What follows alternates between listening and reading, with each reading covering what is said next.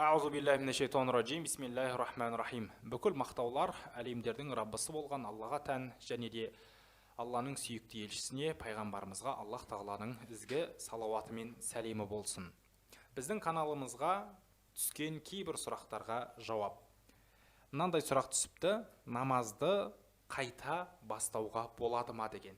Әрине шариғатымызда намазды тастауға болмайды, бірақ намазды тастаған адамға намазды қайта бастауға әрине болады. Аллах тағала Құран кәрімде «Уақимус сола» деп айтады: намазды тұрғызыңдар. Және де тағы бір аятта «Инна солата канат алал муъминина китабан мауқута» деді. Яғни Аллах тағала әр намазды өзінің уақытында парыз етті дейді. Яғни адам балиғат жасқа жеткеннен кейін ол адамға намаз оқу парыз. Ал қандай да бір адам намазды оқып жүріп тастаған жағдайда оған міндетті түрде қайтып бастаған жөн.